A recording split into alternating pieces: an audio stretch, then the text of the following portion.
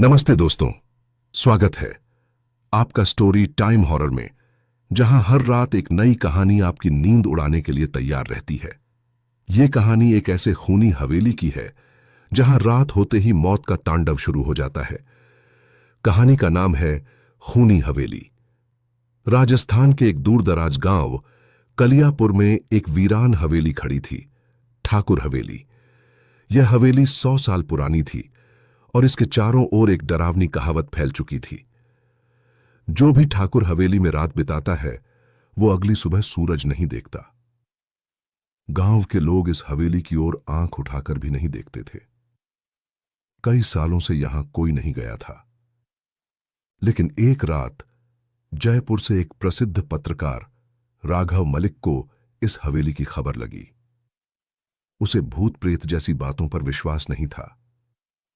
उसका मानना था कि ये सब सिर्फ अफवाहें हैं जो गांव वालों को डरा कर रखती हैं। राघव ने सोचा, अगर मैं इस हवेली की सच्चाई उजागर कर दूं तो मेरा करियर चमक जाएगा। वो अकेले ही अपनी जीप लेकर निकल पड़ा गंतव्य ठाकुर हवेली। रात के 8 बजे वो कलियापुर पहुंचा। गांव एकदम शांत था, जैसे किसी ने जुबान खींच ली हो सबकी। जब राघव ने एक बुजुर्ग से हवेली का रास्ता पूछा तो वो कांपते हुए बोला, बच जाओ बाबूजी, वो हवेली किसी का घर नहीं, मौत की कोठरी है। पर राघव हंस दिया और बोला, डर सिर्फ कमजोरों का हथियार है। और बिना किसी की बात माने वो हवेली की ओर बढ़ गया। जैसे ही राघव हवेली के सामने पहुंचा, हवेली के लोहे के किवाड़ अपने आप चरमराकर खुले। हवा एकदम सर्द हो गई। सामने बिखरी सूखी पत्तियां जैसे किसी अनदेखे कदमों की आहट दे रही थीं। राघव ने कैमरा ऑन किया और रिकॉर्डिंग शुरू कर दी। जैसे ही उसने पहला कदम अंदर रखा, दरवाजा धड़ाम से बंद हो गया। राघव ने पीछे मुड़कर देखा। कुछ नहीं था, सिर्फ अंधेरा और एक अजीब सी आवाज, तू भी उसी वंश से है, अब तेरा भी अंत लिखा जा चुका है। राघव चौंक गया। किस वंश की बात कर रही है यह आवाज? हवेली की दीवारों पर जगह जगह खून के निशान थे, कुछ पुराने कुछ ताजा। एक दीवार पर लिखा था, यह खून बेगुनाहों का नहीं, यह शापितों का है। राघव ने कैमरा उस दीवार पर फोकस किया। तभी किसी ने जोर से उसके कंधे पर हाथ रखा। वो झटका खाकर पीछे मुड़ा। कोई नहीं था, लेकिन एक अजीब सी ठंडी सांस उसके कान के पास महसूस हुई। फिर वो आवाज फिर गूंजी, हर 100 साल में शाप को दोहराना पड़ता है, तू अगला है। राघव डर गया था, लेकिन वापस लौटने का कोई रास्ता नहीं था। दरवाजा बंद हो चुका था और अब हवेली जिंदा थी। राघव ने हवेली के अंदर कदम दर कदम आगे बढ़ना शुरू किया। हर कोने से अजीब सी सिसकियों की आवाजें आ रही थीं, जैसे कोई रो रहा हो या किसी को तड़पाया जा रहा हो। अचानक जमीन के नीचे से ठक ठक ठक की आवाजें आने लगीं, जैसे कोई लकड़ी के गेट को पीट रहा हो। राघव धीरे धीरे नीचे की ओर बनी सीढ़ियों से तहखाने की ओर बढ़ा। तहखाना गीला था, दीवारों से पानी टपक रहा था और हवा में सड़न की बदबू फैली थी। नीचे जाते ही सामने एक भारी पत्थर का दरवाजा दिखा, जिस पर किसी ने नाखूनों से खरोंच कर लिखा था, मत खोलो वरना शाप फिर जाग जाएगा। लेकिन राघव रुका नहीं। उसने दरवाजा खोला। दरवाजा खुलते ही एक भयानक चीख गूंजी, जैसे किसी ने 100 सालों से अपनी चुप्पी तोड़ी हो। अंदर की दीवारें खून से लथपथ थीं। जमीन पर कई जले हुए शव बिखरे पड़े थे, कुछ अधजले, कुछ अधूरे। एक कोने में लोहे की जंजीरों से बंधी एक कंकाल सी आकृति बैठी थी। जैसे ही राघव ने कैमरा उसकी तरफ किया, उसकी आंखें चमक उठीं, सांपों जैसी पीली और डरावनी। उसने फुफकारते हुए कहा, शापित वंश का आखिरी वारिस आ चुका है, तेरे खून से ही मेरी मुक्ति होगी। राघव पीछे हटने लगा, लेकिन दरवाजा अपने आप बंद हो गया। अब वो अंदर कैद था उस आत्मा के साथ जिसने 100 सालों से किसी इंसानी खून का इंतजार किया था। उस आत्मा ने राघव से कहा, तेरे खून में वही हवस है जो उस ठाकुर के खून में थी। राघव चौंका। कौन ठाकुर? किस हवस की बात कर रही है? आत्मा गर्जी, ठाकुर प्रताप सिंह, जिसने इस हवेली में 100 लड़कियों का बलिदान दिया, मेरी आत्मा भी उसी ने जलाई थी जिंदा। राघव को याद आया, उसके दादा के दादा उसी गांव से थे, यानी वो उसी वंश का हिस्सा था। अब वो समझ गया, ये शाप सिर्फ हवेली पर नहीं, उसकी रगों में था। राघव डर के मारे कांप रहा था। वो आत्मा अब हवा में तैरने लगी थी। उसका शरीर नहीं, बस हड्डियों और राख का धुआं था, और आंखों में ज्वाला। उसने कहना शुरू किया, मेरा नाम चंद्रकला था। मैं इस गांव की सबसे सुंदर लड़की थी, लेकिन मेरी सुंदरता बन गई मेरे अंत की वजह। ठाकुर प्रताप सिंह, जो राघव का पूर्वज था, तांत्रिकों में विश्वास करता था। उसने अमृता पाने के लिए 100 कुंवारी कन्याओं का बलिदान देने का व्रत लिया था।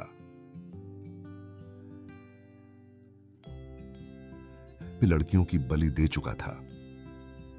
वीं थी मैं। चंद्रकला बोली, उस रात उसने मुझे जिंदा जला दिया, लेकिन मरने से पहले मैंने उस पर शाप दे दिया, तेरा वंश कभी चैन से नहीं जिएगा, हर 100 साल में मेरा इंतजार करेगा, तेरे खून से ही मैं मुक्त होंगी। राघव को लगने लगा जैसे उसकी धड़कन रुक रही हो। आत्मा ने चिल्लाकर कहा, तू ही है आखिरी कड़ी, तेरे खून की आखिरी बूंद चाहिए मुझे। तभी एक जोरदार भूकंप जैसा झटका महसूस हुआ। पूरी हवेली कांप उठी, दीवारों से खून टपकने लगा, तहखाने की जमीन फट गई और एक नरक जैसा गड्ढा खुल गया। हजारों आत्माएं सिसकती, जलती, चिल्लाती उस गड्ढे से निकलकर हवेली में फैलने लगीं। अब राघव अकेला नहीं था। हवेली में आत्माओं की सेना थी जो एक ही चीज चाहती थी, प्रतिशोध। राघव की आंखों के सामने एक पुरानी किताब आइजो जमीन से खुद ब खुद बाहर निकली थी। प्रेत अनुष्ठान ग्रंथ। इसमें लिखा था, शाप को तोड़ने का एक ही तरीका है, जिसने शाप दिया वही उसे तोड़े। राघव ने आत्मा से कहा, अगर मैं तुझे मुक्ति दूं, क्या तू इस हवेली को छोड़ देगी? चंद्रकला बोली, तू वचन दे अपने वंश को समाप्त कर देगा ताकि कोई और पाप दोहराया न जाए। राघव ने आंख बंद करके सहमति दी, और तभी आत्मा ने हवा में उड़कर उसे अपने शरीर में समा लिया। चंद्रकला की आत्मा जैसे ही राघव के शरीर में समाई, उसके अंदर तूफान मच गया। उसकी आंखें लाल हो गईं, सांसें तेज और भारी, और चेहरा बदलता हुआ लग रहा था। वो अब राघव नहीं था, वो अब था राघव चंद्रकला, एक नया रक्त पिशाच। उसकी आवाज 2 हिस्सों में बंटी हुई लगती थी, एक पुरुष और एक स्त्री। अब वह हवेली के हर कोने को देख रहा था, जैसे सब कुछ पहली बार देख रहा हो। उसे महसूस हुआ, यह हवेली सिर्फ एक मकान नहीं, ये एक जीवित राक्षस है जो पाप से पनपा है। चंद्रकला की आत्मा अब बाकी आत्माओं से बात कर रही थी। तुम सबको जिस इंसान ने मारा, उसका आखिरी वंशज अब खुद अपने खून का बलिदान देगा। अब तुम सब आजाद हो। जैसे ही उसने ये कहा, हवेली की दीवारें चीख उठीं। एक एक करके आत्माएं आग में बदलकर आकाश की ओर उड़ने लगीं। राघव के शरीर से चंद्रकला की आत्मा बाहर निकली। अब वो शांत लग रही थी। उसने कहा, मैं मुक्त हो गई, पर तेरा वंश अब भी जिंदा है। जब तक आखिरी कड़ी नहीं टूटेगी, यह हवेली फिर जागेगी। राघव के हाथ में अब वही किताब थी, रक्त अनुष्ठान ग्रंथ। उसमें आखिरी पंक्ति थी,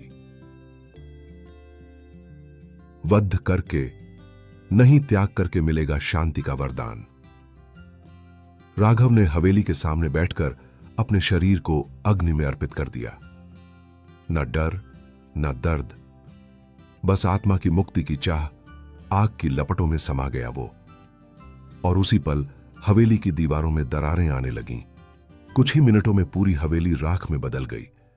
लेकिन 20 साल बाद कलियापुर के पास एक नया फार्म हाउस बन रहा था। मजदूरों को जमीन के नीचे कुछ अस्थियां और एक पुरानी किताब मिली। रक्त अनुष्ठान ग्रंथ। और तभी एक बच्चे की हंसी गूंजी, जिसकी आंखें थीं एकदम लाल, ठीक वैसी जैसी राघव की आग से पहले थीं। कलियापुर गांव में फिर हलचल मच गई थी। गांव के बाहर खेतों की खुदाई के दौरान जो बच्चा मिला था, उसे गांव के ही एक गरीब किसान भीमा ने गोद ले लिया। बच्चे का नाम रखा गया रुद्र, लेकिन रुद्र सामान्य बच्चा नहीं था। उसकी आंखें अक्सर रात में चमकती थीं और वो अजीब सी भाषा में बड़बड़ाया करता था। भीमा को कई बार सपनों में एक औरत दिखाई देती थी जो जल रही होती थी और कहती थी, वो लौट आया है, शाप फिर जागा है। रुद्र के गांव में आते ही अजीब घटनाएं शुरू हो गईं।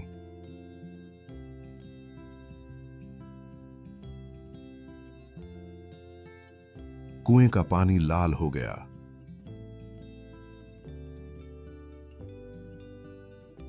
गांव के मंदिर की घंटी अपने आप बजने लगी,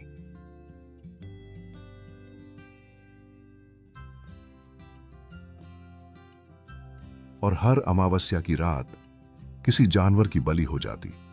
गांव वालों को समझ नहीं आया कि यह सब क्या हो रहा है, लेकिन भीमा जानता था कुछ तो गलत है। एक रात रुद्र गायब हो गया। जब ढूंढने निकले, वो खेतों के बीचों बीच खड़ा मिला, हाथ में वो रक्त अनुष्ठान ग्रंथ पकड़े हुए। रुद्र ने आंखें बंद की और कहा, मुझे याद है, हर चीख, हर बलि, हर जलती आत्मा, मैं राघव हूं और मैं ही चंद्रकला भी हूं। गांव वाले हैरान रह गए। भीमा ने पूछा, ये सब तुझे कैसे याद है? रुद्र बोला, ये शाप मेरे खून में है, अब मुझे इसे पूरा करना है, वंश को समाप्त करना है। रुद्र अब गांव से निकल गया, शहर की ओर। उसे तलाश थी उस इंसान की जो ठाकुर प्रताप सिंह के वंश की आखिरी कड़ी हो, और उसे पता चला जयपुर में एक अमीर व्यवसायी विवेक प्रताप सिंह, जो खुद को ठाकुर वंश का उत्तराधिकारी कहता था, वही आखिरी वारिस है। रुद्र ने मन बना लिया, इस बार शाप को पूरा करूंगा और हमेशा के लिए इस नरक से मुक्ति दिलाऊंगा। रुद्र अब 18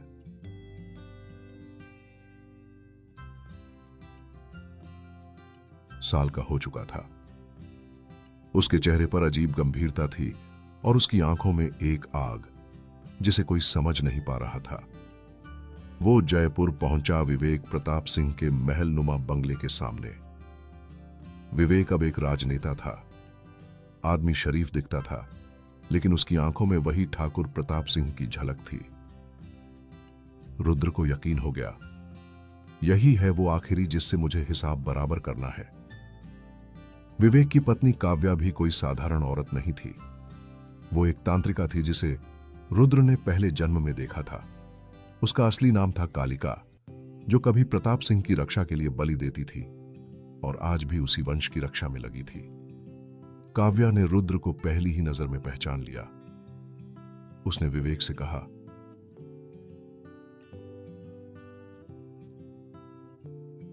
वो लौटा है, अग्नि और राख का बच्चा।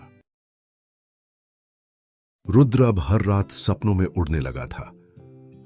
वो अपने पिछले जन्मों की यादों से शक्तियां खींच रहा था। उसके हाथों से आग निकलने लगी थी और उसकी सांसों से हवाएं गरजने लगी थीं। उसने एक रात काव्या के महल के बाहर खड़े होकर चिल्लाया, शाप अभी खत्म नहीं हुआ, मैं आया हूं उसे पूरा करने। काव्या ने महल के चारों ओर सुरक्षा के लिए रक्षा चक्र बना दिए, लेकिन रुद्र अब इंसान नहीं रहा था, वो शापित अग्निरूप बन चुका था। अमावस्या की रात, महल में अंधेरा था, चारों ओर तांत्रिक मंत्र गूंज रहे थे। काव्या और विवेक ने मिलकर एक यज्ञ शुरू किया, जिसका उद्देश्य था रुद्र की आत्मा को बांध देना। लेकिन रुद्र ने यज्ञ की अग्नि में छलांग लगाई और वही आग बनकर बाहर निकला। उसने विवेक को पकड़कर कहा, तेरा वंश मेरी राख से बना है, अब उसी राख में समा जाएगा। एक जोरदार चीख, बिजली की गड़गड़ाहट और महल ढह गया। महल ढहने के बाद चारों ओर एक भयंकर खामोशी छा गई। विवेक की मौत के साथ ही काव्या अब अकेली रह गई थी, लेकिन उसके भीतर एक पुरानी शक्ति फिर से जागृत हो रही थी। वो जानती थी कि रुद्र अब केवल एक आत्मा नहीं, बल्कि शापित अग्नि का रूप ले चुका था, और उसके साथ अब एक नई सच्चाई जुड़ी थी। काव्या ने अपनी चुप्पी तोड़ी और रुद्र से कहा, तुम वही हो जो तुम्हें नहीं होना चाहिए था। तुम वही रक्त हो जो अब तक बहता आ रहा है, लेकिन मैं जानती हूं तुम्हारी असल ताकत। तुम मेरे वंश से नहीं हो, लेकिन तुम्हारा अस्तित्व मेरी भूल का परिणाम है। रुद्र ने उसकी ओर देखा और पूछा, क्या तुम मुझे रोक सकती हो? काव्या ने गहरी सांस ली और कहा, तुमने क्या किया? रुद्र, तुम सिर्फ अपने शाप को पूरा करने के लिए दौड़ रहे हो, लेकिन तुम्हें खुद नहीं पता कि तुम क्या छुपा रहे हो। काव्या ने अपने हाथों से एक पुराना तंत्र मंत्र पढ़ा, जिससे रुद्र के भीतर छिपी हुई शक्ति को मुक्त किया। उसने रुद्र को बताया, तुम्हारे खून में एक औरत की शक्ति है जो आज भी इस हवेली और महल को शापित करती है। वह वही औरत है जिसे ठाकुर प्रताप सिंह ने बलि दी थी चंद्रकला, लेकिन उसकी शक्ति तुमसे नहीं बल्कि उसके शाप से आई है। तुम वो शक्ति हो जो इस वंश को हमेशा के लिए खत्म कर सकता है। रुद्र ने काव्या की बातों को गहरे से समझा। तो तुम चाहती हो कि मैं वो शक्ति अपने अंदर से बाहर निकालूं? काव्या ने सिर झुकाया और कहा, तुम अपनी शक्ति से इस शाप को खत्म कर सकते हो, लेकिन यह तुम्हारे भीतर का निर्णय है। तुम या तो एक नया वंश बना सकते हो, या फिर उस शापित वंश को समाप्त कर सकते हो जो दुनिया को हर रोज सजा दे रहा है। रुद्र ने महल के खंडहरों को देखा, जहां एक समय उसने आग में जलते हुए शरीर देखे थे। अब उसकी आंखों में वही आग थी, लेकिन एक नई समझ के साथ। उसे समझ में आ गया कि काव्या सही कह रही थी। वह केवल चंद्रकला का वंशज नहीं था, बल्कि शापित वंश का अंतिम कड़ी था, जो खुद को खत्म करने या उसे समाप्त करने का विकल्प चुन सकता था। रुद्र ने अपनी शक्ति को एक जगह संकेंद्रित किया और पूरे महल में एक जोरदार हलचल शुरू हो गई। अब यह शाप खत्म होगा। वो काव्या की ओर मुड़ा और कहा, तुमने जो पूछा था मैं वही करूंगा। मैं इस वंश का अंत करूंगा। रुद्र ने अपनी शक्ति को पूरी तरह से उन्मुक्त किया और आग की लपटों में बदलते हुए उसने पूरे महल और उसके आसपास की जमीन को घेर लिया। यह आग उस शाप का अंत कर रही थी जो सदी दर सदी इस वंश को सता रहा था। आग के बीच में काव्या खड़ी थी। उसकी आंखों में अब संतोष था। रुद्र के इस निर्णय से काव्या के चेहरे पर हल्की सी मुस्कान आ गई। वह जान चुकी थी कि रुद्र ने वही किया जो करना चाहिए था। उसने शापित वंश को खत्म किया और साथ ही चंद्रकला की आत्मा को भी मुक्ति दी। रुद्र ने जो निर्णय लिया, उसने न केवल शापित वंश का अंत किया, बल्कि पूरे गांव और महल के आसपास की जमीन पर शांति का एक नया अध्याय खोल दिया। आग की लपटों ने सब कुछ निगल लिया, लेकिन उसमें कुछ था जो कभी न मिटने वाला था, रुद्र की शक्ति। काव्या अब पूरी तरह से शांति में थी। उसकी आत्मा को भी मुक्ति मिल चुकी थी। लेकिन रुद्र ने जो किया, उससे वह जानता था कि उसका भविष्य अब बिल्कुल अलग था। महल के खंडहरों में अब कोई घना अंधेरा नहीं था, बल्कि एक हल्की सी रोशनी फैली हुई थी। रुद्र ने सांस ली और एक बार फिर अपनी शक्ति को महसूस किया। रुद्र ने अपने पास रखी किताब रक्त अनुष्ठान ग्रंथ को जमीन में गाड़ दिया ताकि यह शाप फिर कभी ना उठे। उसने मन में ठान लिया कि वह अब इस वंश को एक नई दिशा में ले जाएगा। वो चाहता था कि उसका वंश अब अच्छाई और शांति का प्रतीक बने, न कि खून खराबे और शाप का। काव्या की आत्मा ने उसे आशीर्वाद दिया और उसके बाद एक नया सूरज उगा जो पूरे क्षेत्र को रोशन करने लगा। रुद्र ने देखा वह अब एक नए जीवन की शुरुआत कर रहा था, लेकिन वह जानता था कि उसके दिल में चंद्रकला की यादें हमेशा जीवित रहेंगी, जो एक शापित वंश से उसे मुक्त करने के लिए आई थीं। गांव में अब कोई डर नहीं था और रुद्र ने अपनी शक्ति का उपयोग लोगों की भलाई के लिए करना शुरू कर दिया। वह भी एक अब एक तंत्र मंत्र विद्वान नहीं, बल्कि एक उन्नति की ओर अग्रसर नेता बन चुका था। वह जानता था कि उसकी यात्रा अभी खत्म नहीं हुई उसने जो रास्ता चुना था वह सिर्फ शुरुआत थी। रुद्र ने गांव वालों को बताया, यह शाप नहीं था, यह एक यात्रा थी। एक यात्रा जो हमें सिखाती है कि हमारे अंदर की शक्ति ही हमें शांति और मुक्ति दे सकती है। और फिर रुद्र ने गांव में नए मंदिर की नींव रखी, जो शांति और सच्चाई का प्रतीक बनेगा। उसके बाद रुद्र ने काव्य और चंद्रकला की आत्माओं को अंतिम विदाई दी और पूरी दुनिया को यह संदेश दिया कि जो शाप उनके खून में था वह अब इतिहास बन चुका था। रुद्र के द्वारा शापित वंश को समाप्त करने के बाद गांव में एक शांतिपूर्ण जीवन की शुरुआत हुई। वह अब एक शिक्षक बन चुका था और लोगों को अपनी शक्ति का सही उपयोग सिखाने लगा था। उसने खुद को पूरी तरह से बदल लिया था। वह अब किसी शापित वंश का हिस्सा नहीं था, बल्कि एक नई पीढ़ी का निर्माता बन चुका था।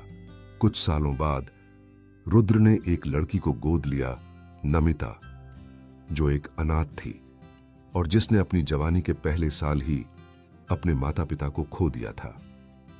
रुद्र ने उसे अपनी बेटी की तरह पाला और उसे बताया कि शक्ति का सही उपयोग कैसे किया जाए। नमिता का जी गई पत्ता का जीवन साधारण था, लेकिन उसमें कुछ खास था। वह भी अपनी आंखों में वही आग और अजीब शक्ति महसूस करती थी। रुद्र जानता था कि इस लड़की के अंदर कुछ विशेष है।